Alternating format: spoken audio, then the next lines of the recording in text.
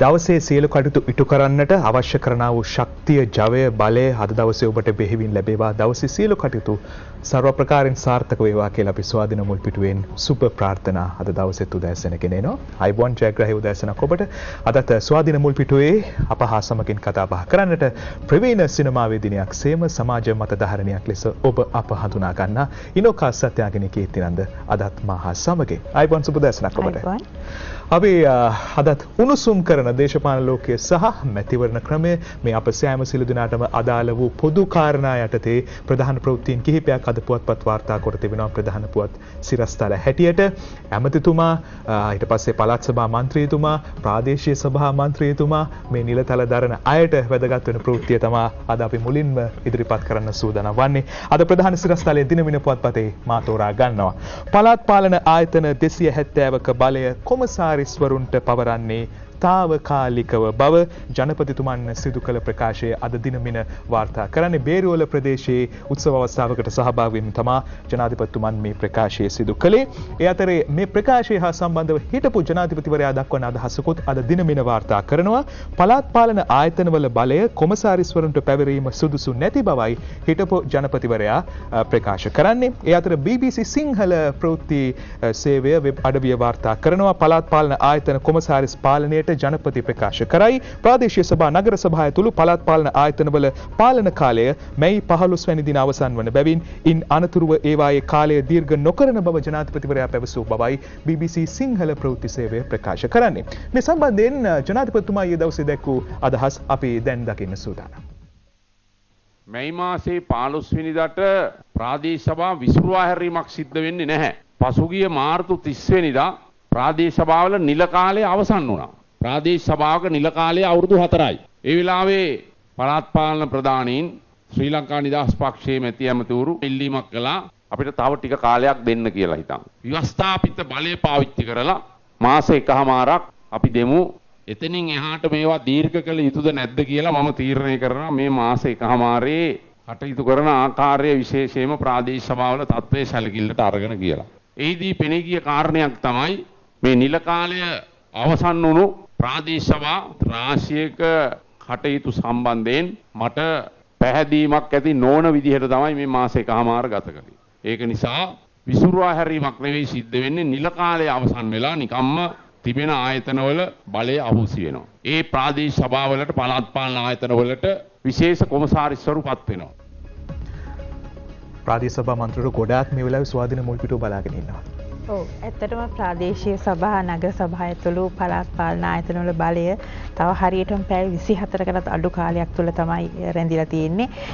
ඒ තත්ත්වය යටතේ මම හිතන්නේ බොහෝ දෙනෙක් බලාගෙන ඉන්නවා මොකද්ද සිද්ධ වෙන්නේ කියලා. මොකද අපි දන්නවා පහුගිය කාලේ පුරාවට විවිධ දේශපාලන පාර්ශවයන් මේ සම්බන්ධයෙන් ඉල්ලීම් කරා. විශේෂයෙන්ම හිටපු ජනාධිපති මහින්ද රාජපක්ෂගේ පාර්ශවයේ කණ්ඩායම වගේම ශ්‍රී ලංකා නිදහස් පක්ෂයේ දේශපාලඥයිනුත් ඉල්ලීම් ගණනාවක් කරා මේ පළාත් පාලන මැතිවරණය ඉදිරියට තව කල් දමන්න කියලා. නමුත් ජනාධිපතිතුමන් ඊයේ පායාගලදී කරපු මේ ප්‍රකාශයත් සමග ඉතාමත් හොඳින් පැහැදිලි වෙනවා ඒ කල් දෙමීම් සිද්ධ වෙන්නේ නැහැ. ඇත්ත වශයෙන්ම එය ඉබේම විසිරුවා හැරෙනවා. ඒ සම්බන්ධයෙන් කිසිදු පියවරක් ගන්න නැහැ. නමුත් විශේෂ කොමසාරිස්වරයෙකුගේ බලය යටතට මේ පළාත් පාලන ආයතනවල බලතල සහ එහි මෙහෙයුම යටත් වෙනවා. ඉතින් මෙතෙන්දී ඊයේ ඒ කියන්නේ 13 දා යම්කිසි මාධ්‍ය හමුවක් පවත්වපු විපක්ෂ නායක නිමල් සිරිපාල්ද සිල්වා මහතා ප්‍රකාශ කර සිටියා මේක ඊටාම අසාධාරණ තීන්දුවක්. මොකද හේතුව මේක විශේෂ පුද්ගලයෙක් යටතට පත් කරන්නේ ඇයි? මේක සම්බන්ධයෙන් මැතිවරණයක් තිබීමයි ප්‍රජාතන්ත්‍රවාදය කියන්නේ. මේ தත්ත්වය අපිට පිළිගන්නට බෑ කියලා හෝ ඒක සම්පූර්ණයෙන් ප්‍රතික්ෂේප කරන බව දැන්නුවා. නමුත් මෙහි අපිට පේන විදිහට ලක්මාල් කිසියම් පරස්පර විරෝධීතාවයක් තියෙනවා. මොකද අපි දන්නවා ශ්‍රී ලංකා නිදහස් පක්ෂයේ වගේම එක්සත් ජනතා නිදහස් සන්ධානයේ සභාපතිවරයා අපේ වත්මන් ජනාධිපති මෛත්‍රීපාල සිරිසේන මහතා. නමුත් මොන හේතුවක් හින්දා හෝ එතුමන්ගේ නායකත්වයේ හොබවන මේ දේශපාලන කඳවුරු දෙකින්ම හැම වෙලාවෙම මේ මතවාදී ගැටුම් තමයි ඉදිරිපත් වෙන්නේ. ඇත්තටම මෙතෙන්දි දැන් ජනාධිපතිවරයා කියනවා ඉතා පැහැදිලිවම මේ ආණ්ඩු ක්‍රම ව්‍යවස්ථාවේ තියෙන සාමාන්‍ය තත්ත්වයක් තමයි මේ විශේෂ කොමසාරිස්වරයෙක්ගේ යටතටපත් කිරීම. මේක මේ නීති විරෝධී කටයුත්තක් වෙන්නේ නැහැ. ඒ හින්දාම ඉදිරි මහා මැතිවරණය පවත්වලා ඉන් පසුව තමයි පළාත් පාලන මැතිවරණය පවත්වන්නට බලාපොරොත්තු ඉන්නේ කියලා. ඉතින් අපි බලමු මේ වාද විවාද තර්ක විතර්ක මැද අපේ හෙට දවසේ තියෙන මේ පළාත් පාලන මැතිවරණය වගේ මහා මැතිවරණයේ තත්ත්වයක් කොයිබට ගමන් කරයිද කෙබඳු ආකාරයෙන් කෙදිනක එය පවත්වන්නට තීන්දුව తీරන වෙයිද කියලා. ඒ පුංචි ඡන්දය පිළිබඳව අපි කතා කළේ. දැන් මේ මහා මැතිවරණය සම්බන්ධයෙන් කතා කරන්නේ. මහා ඡන්දයේදී ජනතා විමුක්ති පෙරමුණේ සලකුණ පිළිබඳ දිවයින කියනවා ඕන් කාත් එක්කවත් සඳහනගත වෙන්නේ නැද්ද? දිවයිනේ හැටියට නම් මහා ඡන්දයට ජවිපේ සීනුවෙන් තනිවම තරඟ කරන බව තමයි අද දිවයින වාර්තා කරන්නේ. ඒ අතර 19 වන සංශෝධනය ගැන ලක්බිම වාර්තා කරනවා. 19ට කතානායකගේ අත්සන හෙට දිනේදී ලබා දෙන බවයි ලක්බිම වාර්තා කරන්නේ. 19 වන සංශෝධනයේ නව ව්‍යවස්ථාවකට දෙවැනි නැති බවත් ලක්බිම අද ඇතුල් පිටුවකින් කියනවා. මව්බිම වාර්තා කරන ප්‍රවෘත්තිය අලුත් ආණ්ඩුවක් ඉල්ලා ජවිපේ වීදි බසී. දින 100ක් ඉවරයි. ජාතික විධායක සභාවත් ඉවරයි.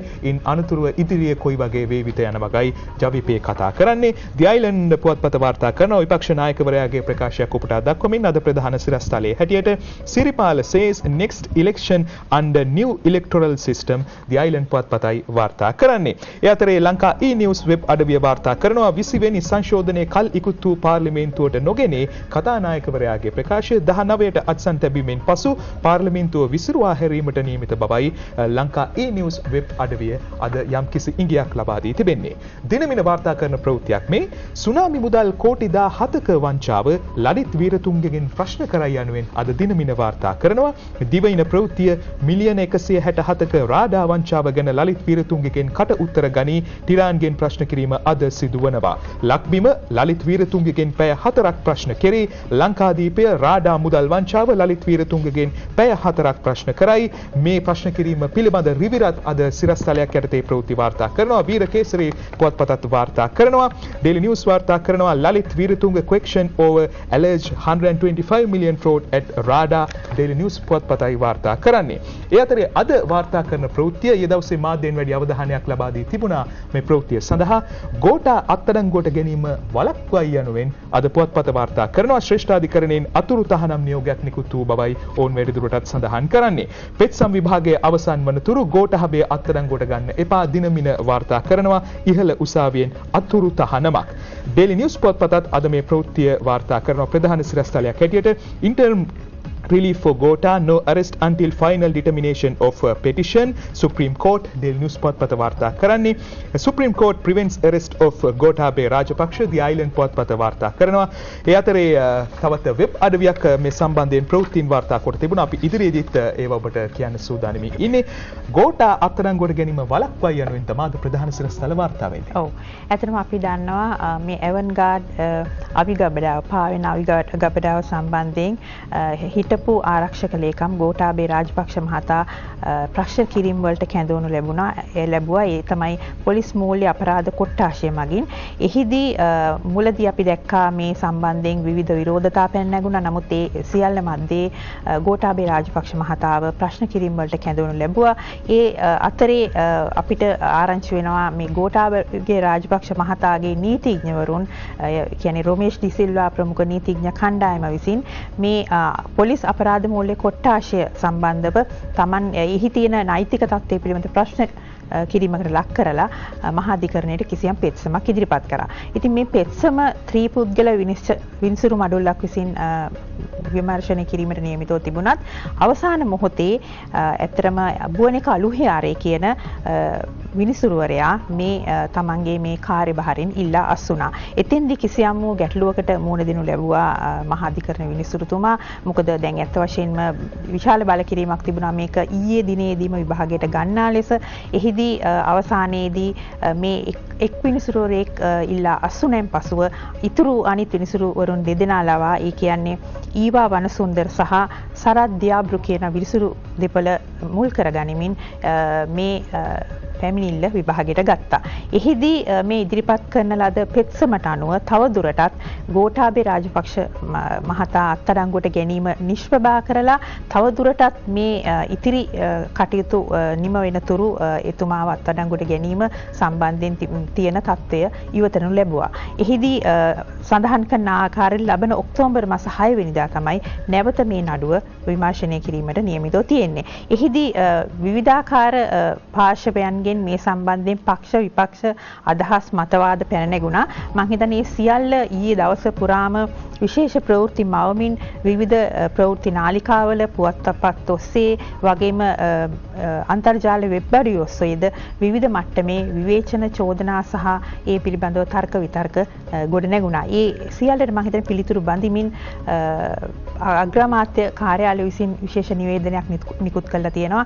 අපි මම හිතන්නේ මොහොතක් මේ පිළිබඳව අවධානය යොමු කරමු නේද ලක්මාල්? ඔව් අපි මේ ප්‍රවෘත්තියට අදාළ වන එම නිවේදනයේ යම් ඡේද කිහිපයක් උපුටා දක්වන්න සූදානම්. එය වෙබ් අඩවි වාර්තා කොට තිබුණේ මේ ආකාරයෙන් විභාගයේ අවසන් වන තුරු කෝටා අත්අඩංගුවට ගැනීමෙන් වළකිනු යලි විභාගයේ ඔක්තෝබර් මාස 6 වෙනිදා ලෙස පොලිස් මූල්‍ය අපරාධ විමර්ශන අංශයේදී ස්ථාපිත කරන ලද්දේ ඊට සමාන අන්දමට පොලිස් දෙපාර්තමේන්තුවට ඇති බලතල හැරුණු විට වෙනත් කිසිදු ව්‍යවස්ථාපිත බලයක් හෝ විශේෂ විධානයක් මූල්‍ය අපරාධ විමර්ශන ඒකකයට ලබා දී නැත.